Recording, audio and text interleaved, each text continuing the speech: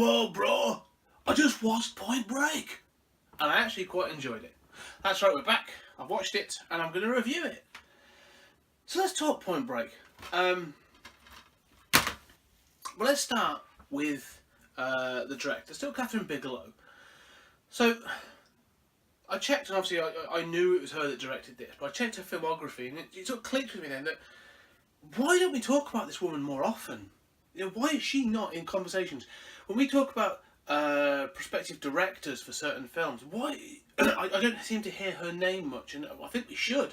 You know, this is the woman that's brought us Near Dark, Point Break, and more recently The Hurt Locker, Detroit, and of all that, I also think Blue Steel, a rather underrated Jamie Lee Curtis film.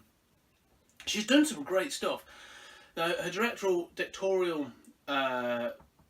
filmography is not huge, but she's solid. Like, you know, everything she's done, for the most part, has got solid a +7 rating on IMDb and elsewhere. Like, her films are talked about. Like Near Dark as well is a great film. I love that film. We'll get to that maybe in a future review.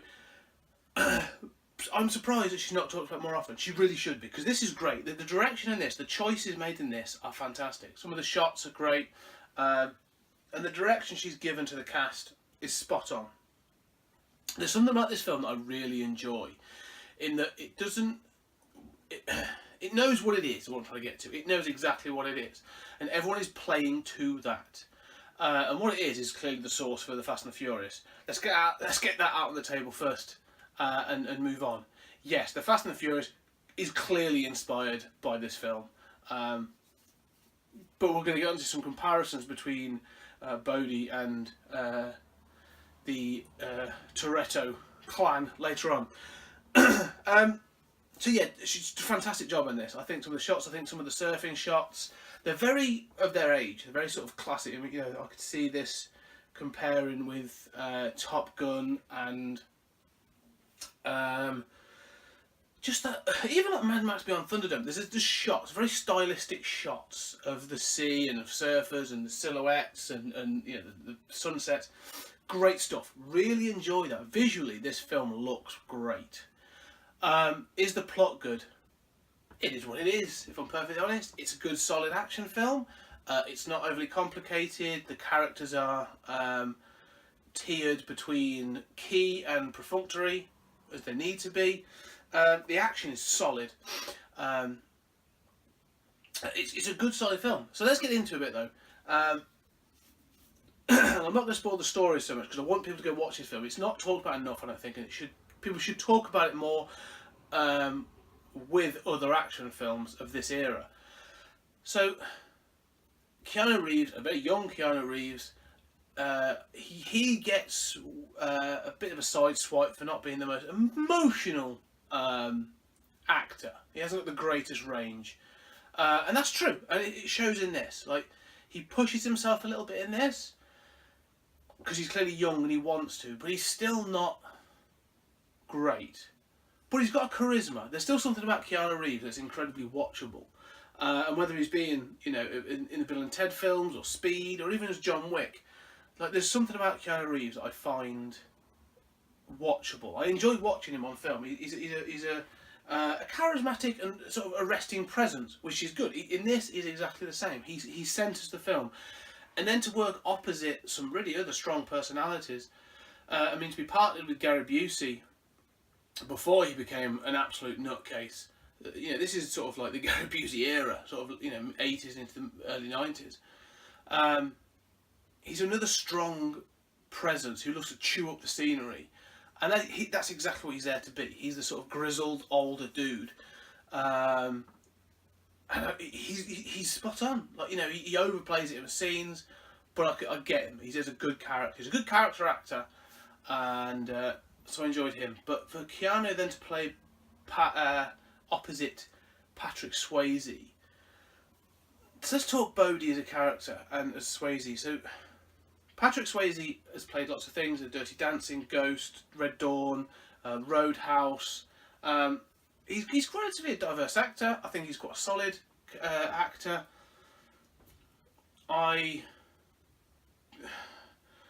understand why women find him attractive from things like Dirty Dancing and Ghost, but I always struggle to take him serious as a sort of an action star or anything else like that. Even in Red Dawn, I do like Red Dawn, great film, and it's a film that holds it's obviously got a lot of meaning and for that era, for the Cold War period. But in this, there's something about it that this isn't Patrick Swayze playing a character.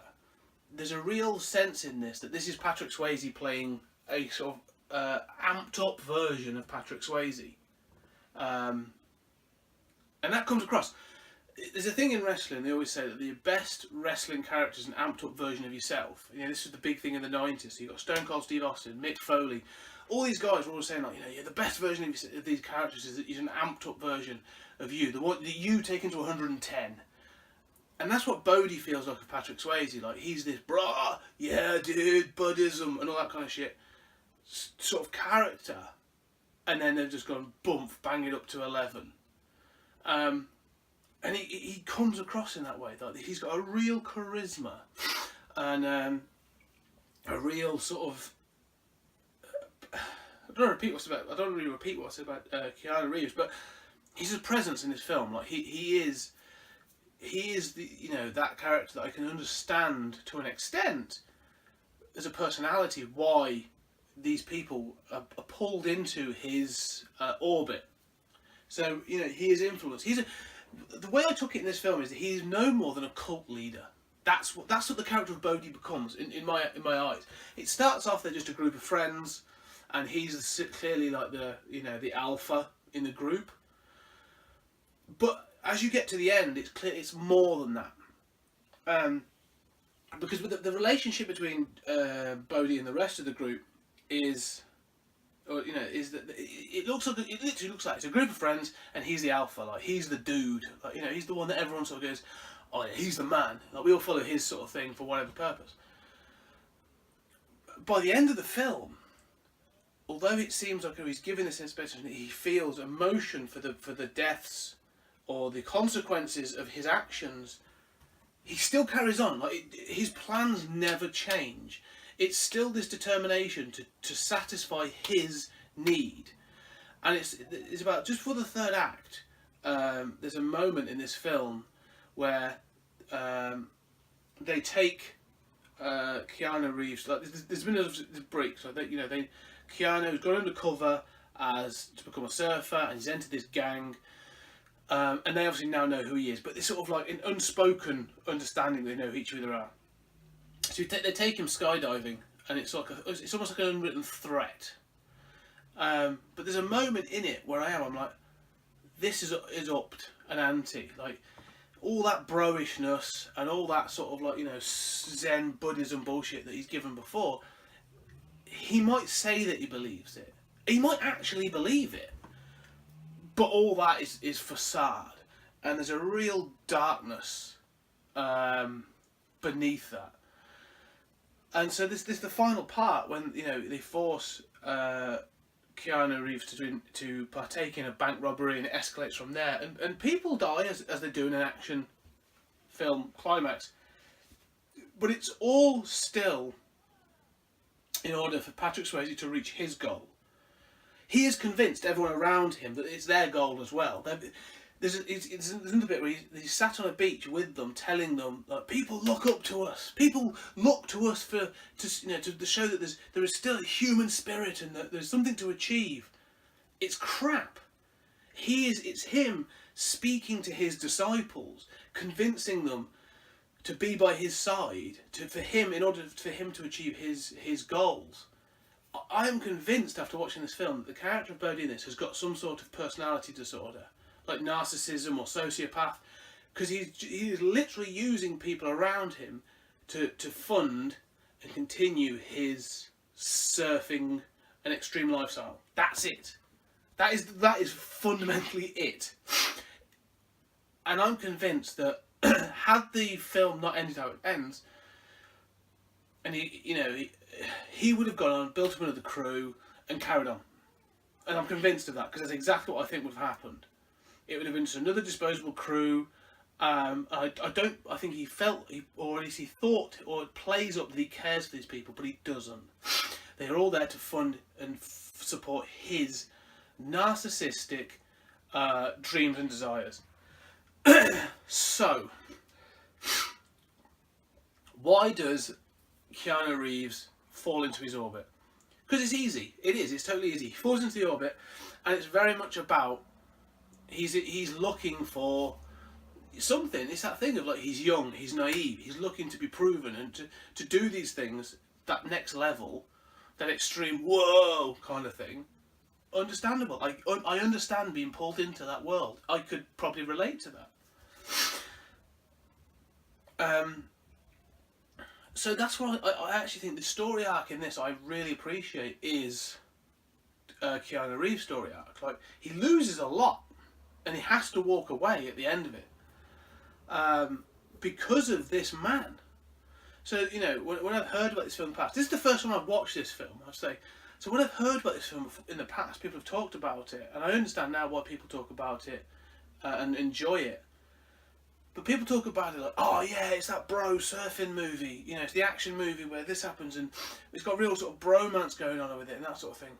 It does, but there's a massive dark undertone to this about manipulation and sort of, the narcissistic nature of not wanting to be a part of the rat race and all this other stuff. It's fascinating, really, to take it to that level, to look at Bodhi as a real villain. But in this, he's a villain. And he becomes a villain. There's a desperation throughout it. Like, as the FBI get closer to closing his lifestyle down, the more desperate he gets. He's like a cornered animal. So that final bank robbery at the end, you know, and there's a moment this sort of off-duty police officer sort of like intervenes, and it all goes mad. It goes badly wrong. And it's that point that there's a click moment again where he's like, I'm cornered, there's only one way out of this. Right, I've tried to not kill to this point, but no, that's it, now we're done. There's no reservation there. Like, he feels he's cornered, but he's desperate to carry on, desperate to get on. I do feel like that he becomes more and more of a villain. This is a story about someone's downfall, and I just find that fascinating. It's a really good. It's a good action film. The dialogue's a bit clanky and clunky at times. I think the relationship between Keanu Reeves and Laurie Petty's character is a little bit ham-fisted at times. But the relationship and the psychology between Keanu Reeves and Patrick Swayze is spot on. It is absolutely magnificent. So, all in all, is this a good film? Is it the classic? Does it deserve to be talked about more? Yes, I think it does. Is it up there with Die Hard and other action films of the period? No, it's not. It's not iconic, but it is good. It's very, very good.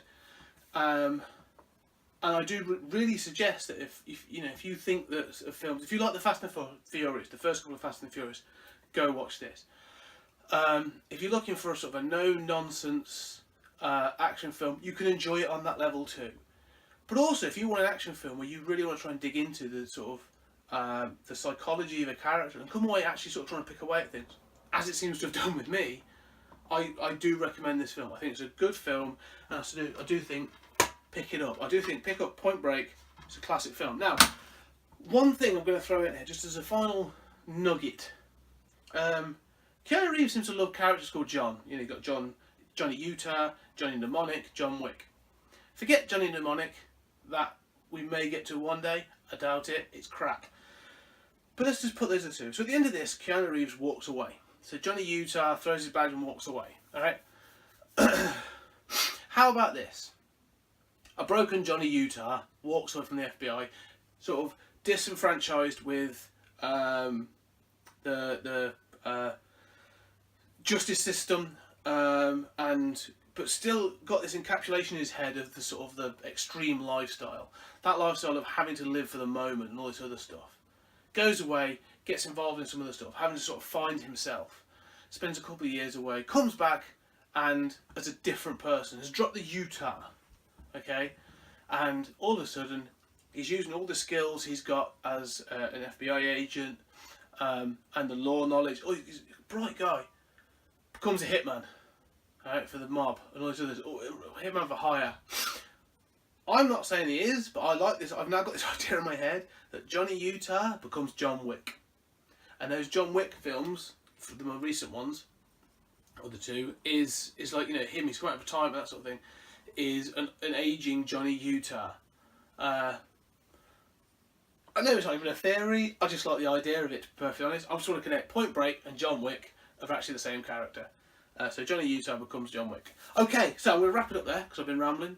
Did I enjoy Point Break? Yes, I did. Do I recommend it? Yes, I do. I would probably give it... I'm going to give it a strong 7. Strong 7 out of 10. Did enjoy it. It was a good watch, and I probably will go back and watch it again at some point in the future. Okay, so thank you very much for watching. Hope you enjoy it. Leave some comments below. Subscribe above, below, wherever it is. And feedback, anything you want to say. And don't forget as well, 20th Century Geek doesn't just exist on YouTube. There's a podcast. If you don't want to look at my face, and why wouldn't you? I'm amazing. But if you don't want to look at my face, but you want to hear more of me talking with my best friend, good friend Mike, but other people across the gamut, actors, writers, other podcasters, everybody, I bring them in to talk about great things from the 20th century. Check out 20th Century Geek podcast on iTunes, Podbean, Stitcher, all the usual catchers. And we're on the usual things on 20th Century Geek is at 20th Century Geek on Twitter, Facebook, Instagram, all that stuff. Love it. Okay, thank you very much, guys, and see you in the next review.